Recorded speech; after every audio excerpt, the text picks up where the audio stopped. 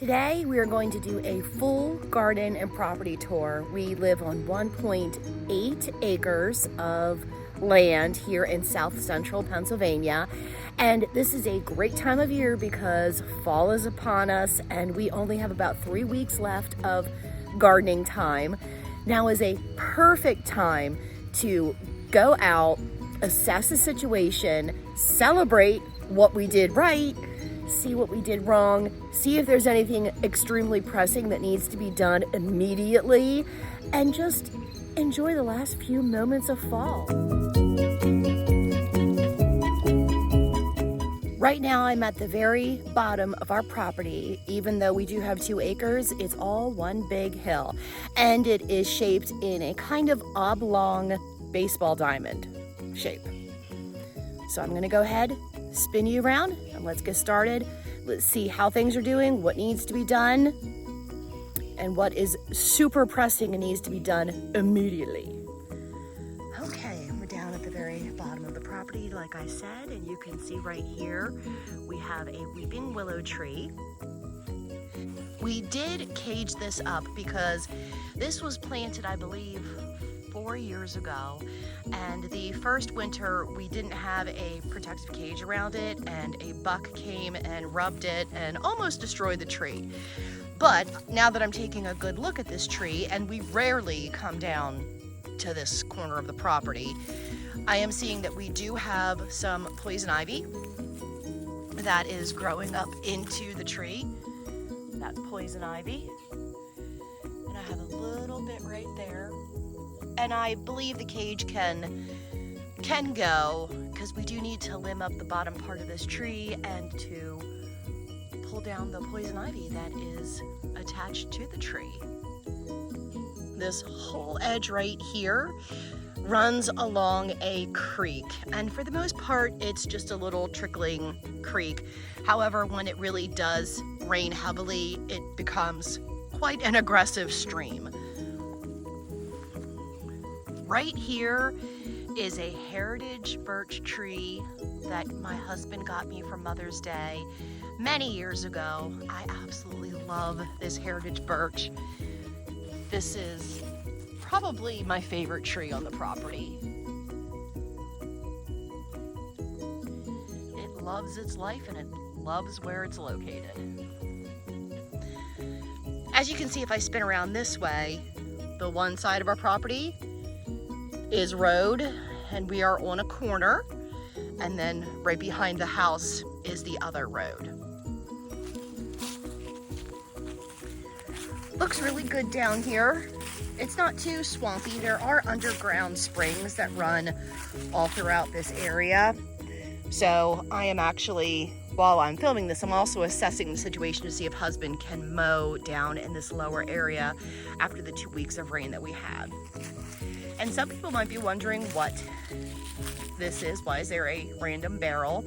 Well, where we live, we are allowed to burn our trash.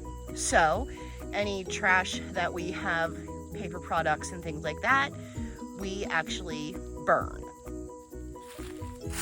I don't know if the camera is picking up how gorgeous this bark is, but I really get mesmerized by this tree when I'm around it. I just stare and stare and stare at it. All right, coming up over here, we have 2, what are they?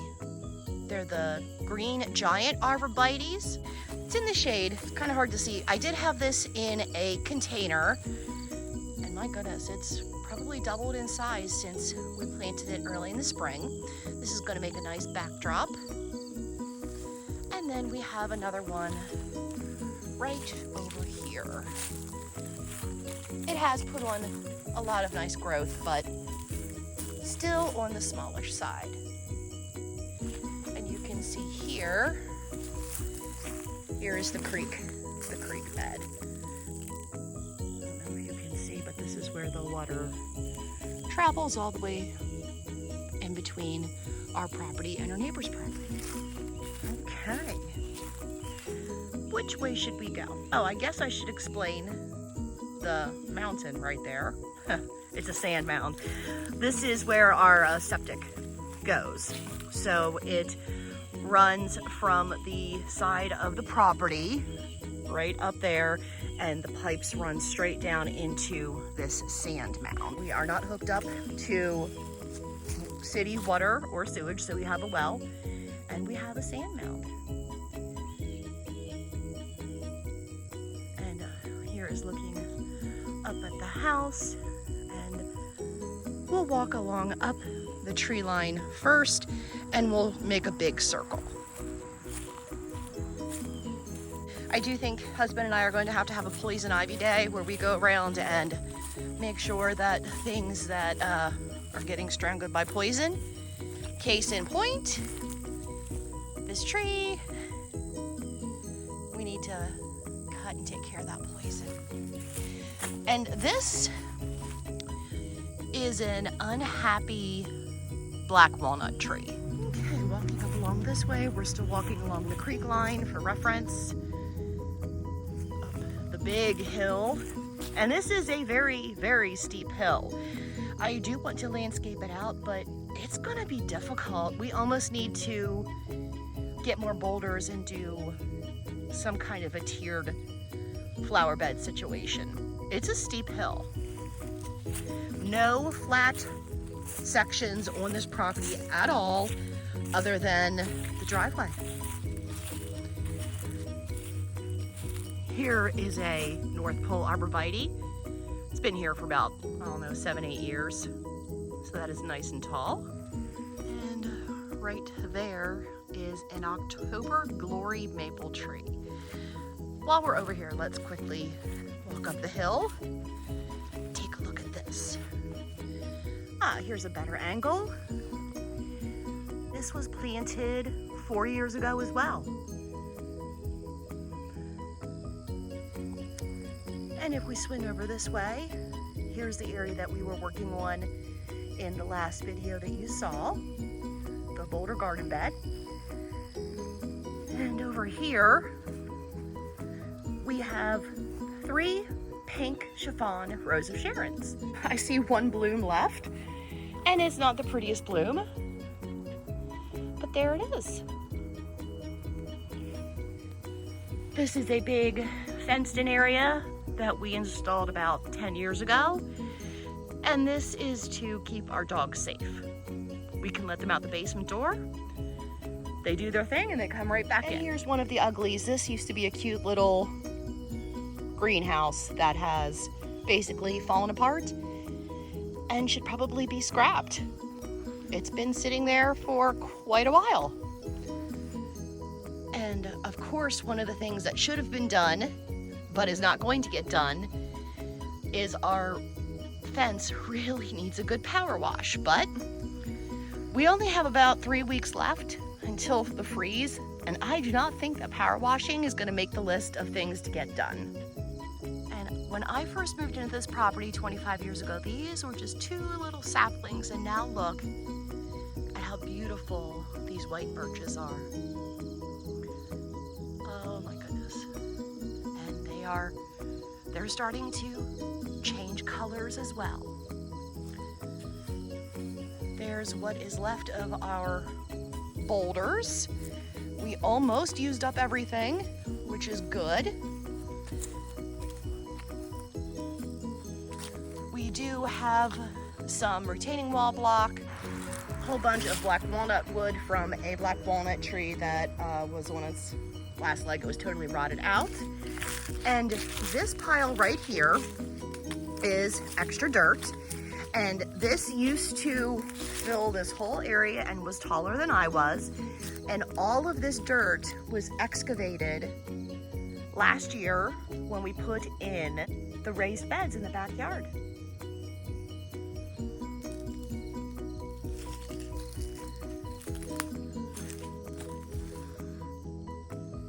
I do think it is pretty peaceful down here.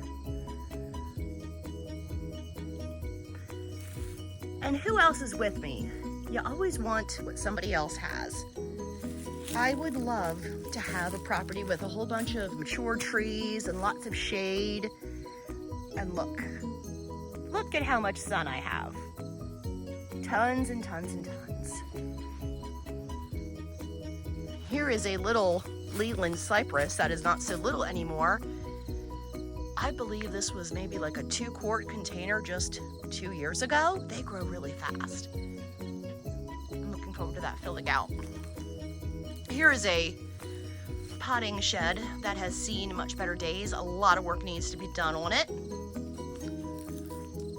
But again, time has run out. This is where all of my gardening crap goes. And I guess it's just gonna have to survive another year. There are some areas that are dry rotting. Like right up there. The roof is trashed. But there's not much I can do about it right now. Again, we really need to step back and prioritize what needs to be done before we don't want to come outside at all. I don't know if you can see through the trees. There is the shed. This is a shed bed. And we have a rose of Sharon and arborvitae, a whole bunch of weeds, some hostas and yarrow. Roses. We have a crepe myrtle tree that is looking fantastic. She's going to need to be limbed up a little bit.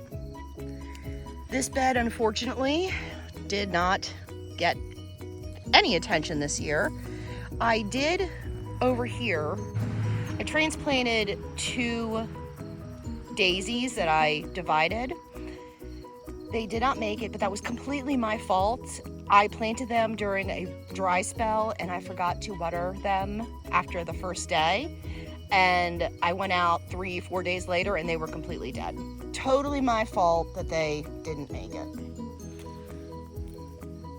But here is the bed with hostas, and here is the red twig dogwood that has seen better days. And then last year we did start cutting out some of the branches here underneath this huge pine tree. And nothing got done. So there you go. Don't think this bed is going to be anything that we tackle right now. Just don't think it's gonna happen. Here is a thundercloud plum. It does have a little bit of leaves left. We will have to wait and see if it's going to return next year. This is a we shall see. A whole bunch of lamb's ear right here that I would like to take out because it's a thug and it spreads. We have an azalea that blooms a beautiful white bloom, and then some beautiful big leaf hostas. And we are at the deck that needs power washed, that we never sit in, but it's pretty to look at. In a previous video, we did use cardboard and compost, and we did the no-till method on this area. I do have some plants that are popping up that I don't want to live here. These are very aggressive when you pull them out. The root system, it stimulates growth. So I'm going to have to cut these back and then use stump and vine killer to remove these plants. And here is a cherry tree that has almost defoliated. We planted it this summer, but I think it's going to be just fine. Can't wait until the spring to have this one pop out and look beautiful. I think this one has pink leaves. Here is a rose that has beautiful rose hips on it. You can see that I have a lot of pruning back to do, and I will do that probably in the spring. And the rest of this bed, a little bit of cleanup needed. My willow has almost totally lost its leaves. The sedums have flopped over. Not much to do in this bed at all to get it ready for winter. So that's a good thing. A couple of things that need done. Oh, and look, here's a bee.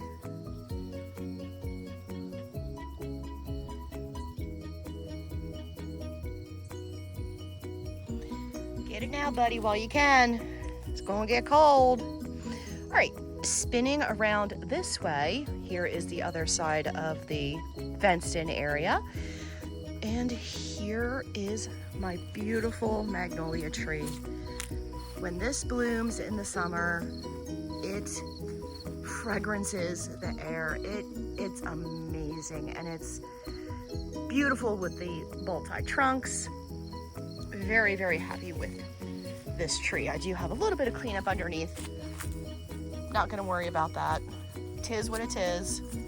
Again, we are looking for things that really, really need to be done in a pressing order. Oh, well, here's a really pretty view. Look at this. This bed right here, we have some bee balm that I transplanted, and I actually grew this bee balm from seed using the winter sowing method. I will be showing the winter sowing method coming up in January. We have some evergreens, this beautiful grass.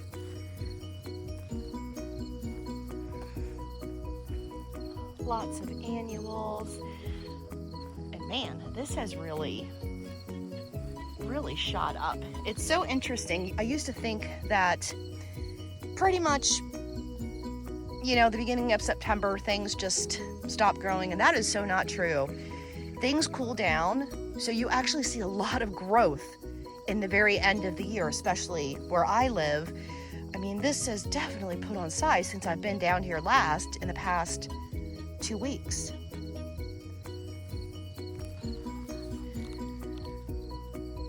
We have some columbine, some salvia, and I think these zinnias, and I forget what these other plants are called, these annuals, man, they look fantastic. I'm definitely going to be spreading seeds in here again. It just filled this area up so nicely. We have the crab apple that we planted, and we have a 9 bark. Look at just how pretty that is. Moving along, we have an arborvitae, I believe this is a North Pole, a chocolate sunflower that I'm going to let go to seed, and then, what is this called? Viburnum. This is a viburnum. And then I do have some chocolate chipajuga that is creating a nice ground cover. The sun is in my eyes. Let me get over here and see. Okay. All right. So I scattered some seeds. So there's some seedlings right there. I do have some weeds to pull. That's no big deal. So really in this bed, these 2 beds, I'm going to pull out the annuals. I'm going to lay these seed heads down in the ground to hopefully get a couple of sunflowers to pop up next year.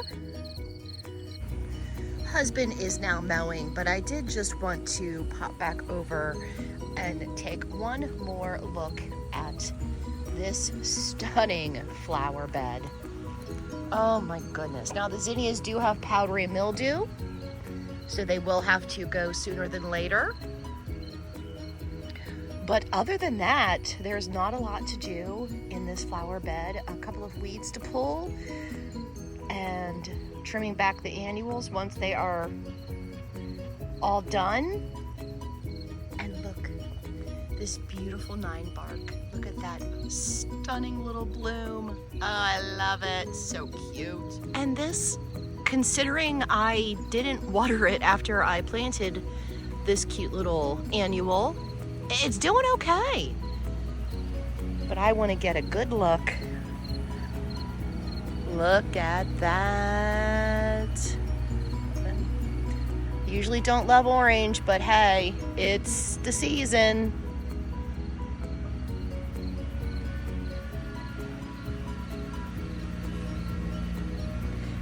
See what a little bit of extra zinnia seeds can do? It can really fill in a space. I just haphazardly opened up some packs of seeds that I had left over, threw them in the ground, and look.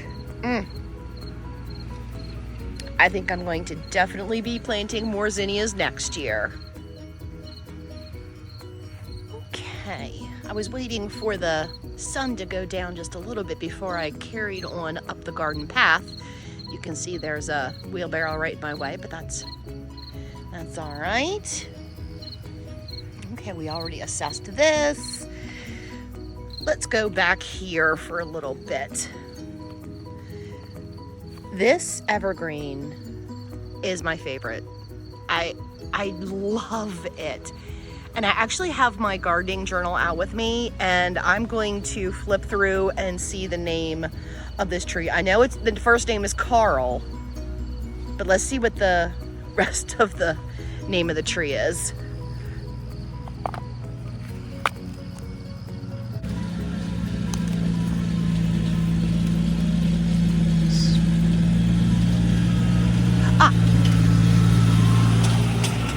Probably the last mow of the season. I bet he's really sad. He loves to mow. Okay, back to the journal. Okay, so this evergreen is called a Carl Foos H. Cedar. And I got this, and I did make a note, only half of the root ball was there when we planted it. So what happened was when we took this out of its container, the root ball fell apart. And normally I don't know who they are, but you know, the people that think that they know what they're doing, say that if you do take a perennial tree out of a container, especially an evergreen, and you lose half the root ball, it's not gonna take. It took.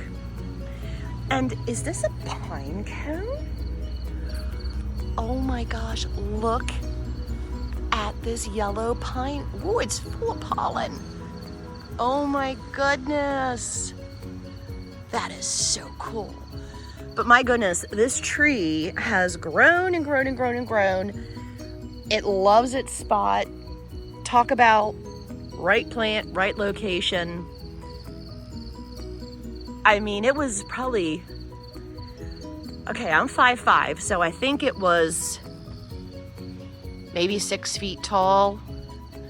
It's grown a ton.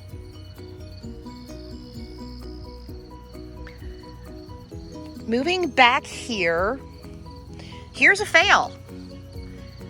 I transplanted this hydrangea. It wasn't doing well where it was before. Now it's completely dead. I'm going to remove it and call it a day. And here's another fail. There's a weed. All right, back here.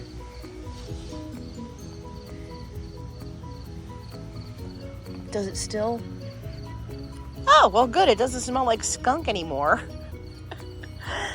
This plant right here, and I cannot remember the name of it. It is eluding me at the moment. I'll try to pop it on the screen if I can remember.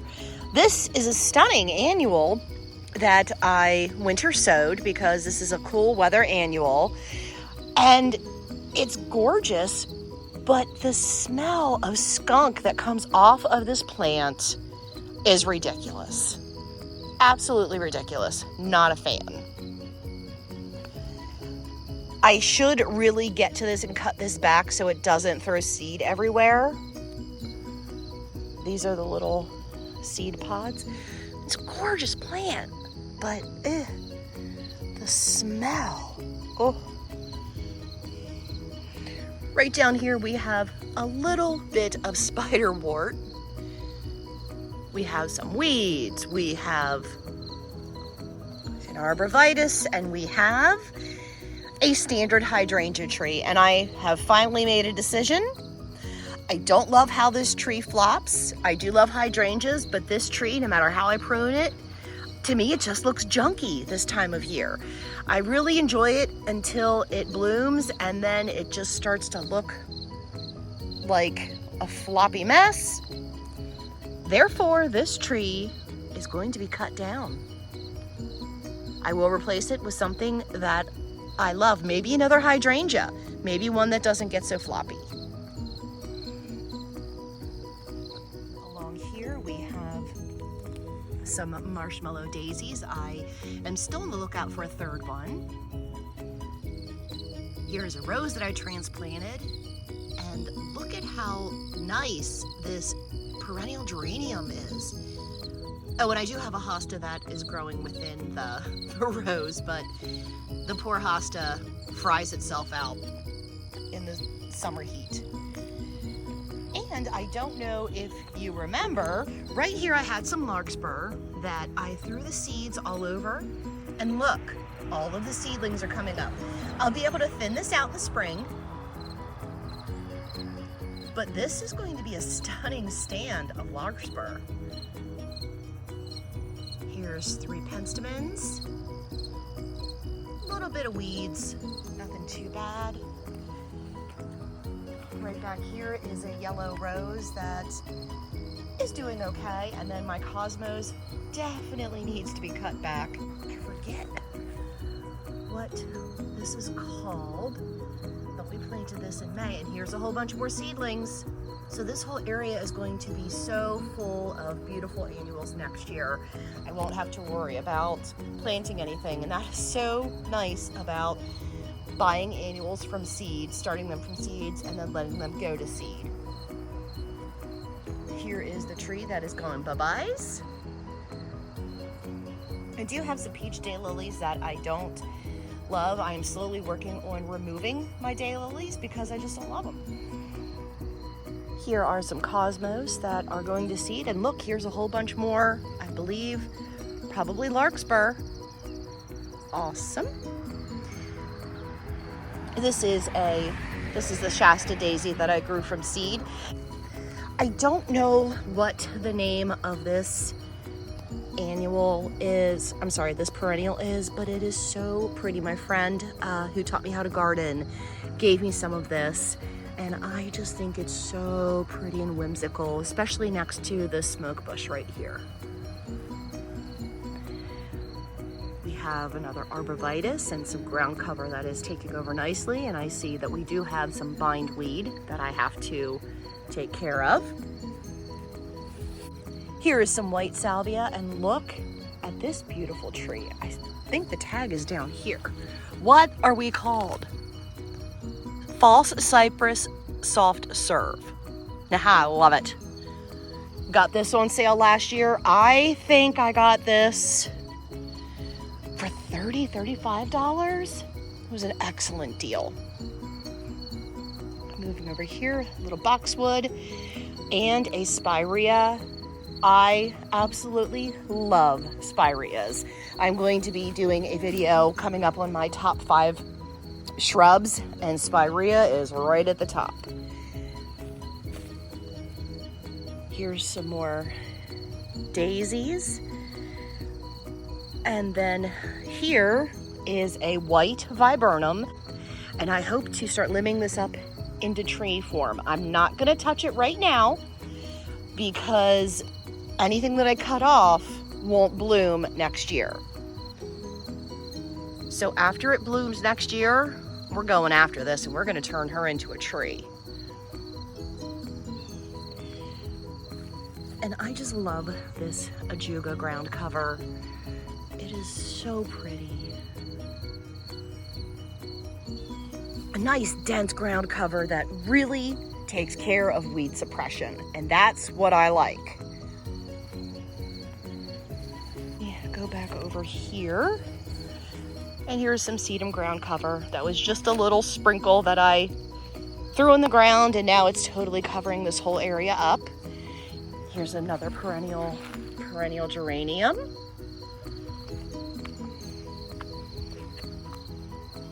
Oh, sorry, my finger's in the way. Just look at how the sunlight makes everything glow this time of year. Now to some of my prize roses. I call these my prize roses because my friend who runs a local plant club, she had a store, and I actually purchased these roses from her store. And I love them. I bought them in the middle of winter when everything was dormant. I bought 3, but 2 came back. I'm okay with that. Just look at how pretty they are. And then this ground cover I'm gonna have to, oh, I don't know where my tag is. I'll have to look. I don't think I put my tag in my journal yet, but this ground cover that we planted together in May, I'm getting more of this. I love it. It looks so ethereal and magical. Yet another spirea. There's some cosmos that are going to seed. Here is a blue flax that I transplanted that is taking off. Geranium. We have a boxwood, Shasta daisy that I grew from seed, another type of globe arborvitae. Let's take a step back here because I knew that I threw some seeds back here. I don't see any germination yet, but that is okay. Here is a dwarf butterfly bush. And here is our blueberry bush that gives and gives and gives. I threw in some cone flowers in there last year and they came back. I'll probably plant these out in the garden sometime. But again, this is not a pressing scenario. I am only worried about enjoying the little bit left of fall that I have right now and seeing what needs to be done immediately. And so far, the only thing that I've seen that really needs to be done immediately is tending to the poison ivy. Here's another little daisy that was getting pretty much suffocated by the ground cover, so I hacked away the ground cover and it is recovering. Here is a dwarf, I want to say this is a spirea as well, but it is a red variety. I did cut the grass back here and we're back at the fountain. Love the fountain. Right here, I don't know if anybody knows what I'm talking about, but around the holidays, do you know when you can get those Christmas trees that have like the glitter all over them at the grocery store and they're in a little container? Well, this is one of those trees. Mom gave it to me. I kept it alive over the winter, amazingly, and I planted it out here. We'll see if it comes back. And then more boxwood.